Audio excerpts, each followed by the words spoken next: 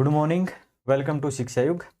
दोस्तों, जो सीईटी का एग्ज़ाम है और ये 5 या 6 नवंबर को होने वाला है ऐसा बताया जा रहा है। कन्फर्म अभी कुछ नहीं है।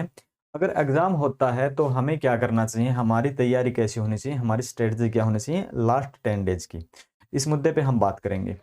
अब बात करते हैं सीईटी। सीईटी ने हमें बिल्कुल पागल बना के रखा हुआ है कि सरकार हमें यही नहीं बता रही कि हमें करना क्या है। दरअसल अगर ये सीईटी का नोटिफिकेशन सरकार एचएसएससी की ऑफिशियल साइट पे दे दे या बोल दे एनटीए की यहाँ पे एग्जाम होने वाला है, तो बच्चे बिल्कुल कंफर्म हो जाएं कि एग्जाम को लेकर। लेकिन पता नहीं, ये दोनों चुप है। बीच में डीआईपीआर आया हुआ है, वो वहां से ट्वीट होते हैं।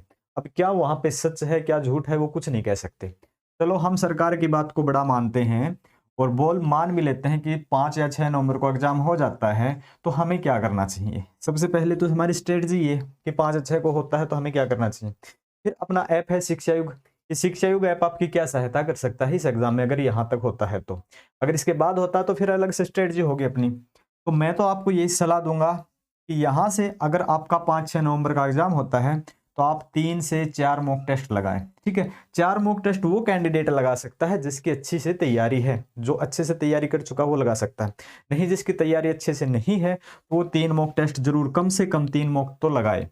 अगर आप 3 मॉक लगाते हो दिन में, ठीक है, तो आज के दिन के साथ 10 डेज बचे हुए हैं, 10 दिन बचे हुए हैं आज के साथ। आज का भी आधा दिन हो चुका है और कुल मिला के आप 9 दिन भी काम करते हो और 9 दिन में आप 3 मॉक लगाते हो, ठीक है, तो आपके मॉक हो जाते हैं 27।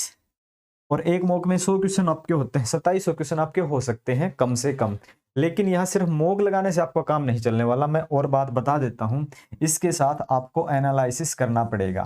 ठीक है, अगर आप एनालिसिस नहीं करते हो तो ये आपकी मेहनत बहुत कम साथ देगी। तो एनालिसिस जब भी आप करोगे ना, तब ही आपका मतलब 100% आउटपुट मिलेगा। तो एनालिसिस करना जरूरी है। एनालिसिस से क्या मतलब है कि ये क्यों करना जरूरी है।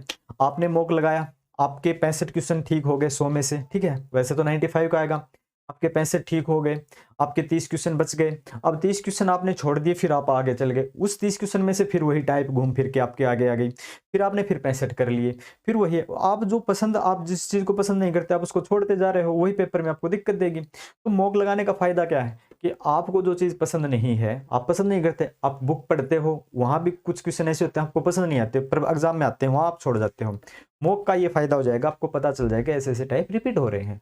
उस रिपीट पे आप काम करते हो। पहले टाइप पे मान लेते हैं, पहले मॉक में आपको 35 क्वेश्चनों ने दिक्कत दी, 30 ने दी, जो भी मान लेते हैं 30 क्वेश्चन आपके समस्या करते हैं।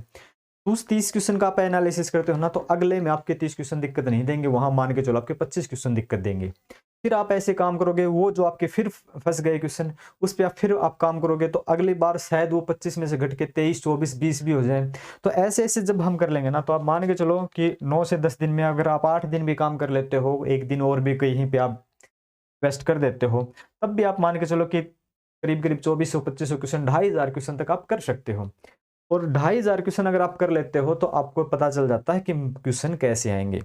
और जिन बच्चों की स्ट्रेटजी पहले से तैयार है कि उनको पता है कि हमें क्या पढ़ना है क्या नहीं पढ़ना है, वो अपनी स्ट्रेटजी चेंज नहीं करें, कोई मेरे कहने से नहीं करे, किसी के भी कहने से नहीं करें, वो अपनी उसी स्ट्रेटजी पे काम करते चले।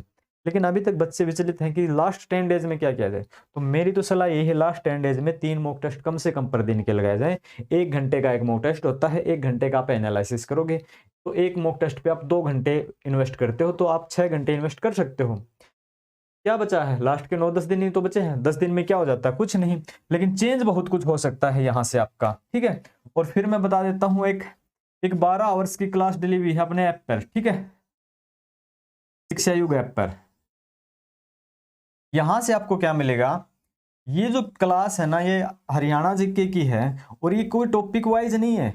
इसमें सारे एमसीक्यूज हैं, ठीक है, और वो एमसीक्यूज हैं जो आपके डाउट क्रिएट करते हैं हमेशा। नए डेटा हैं, ठीक है, इसमें कुछ डेटा हैं और जो कि सारे के सारे नए हैं। तो पहले जो 12-12 घंटे की क्लास अलग अलग टीचर्स की सभी आज भी पढ़ा रहे हैं, आगे भी पढ़ाते रहेंगे, तो वो अच्छी बात है। लेकिन यहाँ सिलेबस वाइज आपका टॉपिक वाइज कुछ नहीं है, ये सारे आपके मिसलेनियस एमसीक्यूज हैं जो आपको डाउट देते हैं, वो क्वेश्चन है। अगर आप चाहते हो तो एक वीडियो वहां पे 12 घंटे की डली हुई शिक्षा युग ऐप पर आप ऐप इंस्टॉल करके देख सकते हो। तो आपको मैं बस ज़्यादा समय खराब, आपका समय खराब नहीं करना चाहूँगा। मैं यही कहना चाहूँगा कि अगर 5 या 6 को हो जाता है तो आप 3 से 4 मॉक लगाएँ, उसका एनालिसिस ज़रूर करें। अगर एग्ज़ाम पोस्टपोन्ड हो जाता है तो वो तो बात आगे की होगी, उस मुद्दे पे हम आगे बात करेंगे। तो बस मैं इस क्लास में, इस टॉपिक में इतना ही कहना चाहता था। धन्यवाद।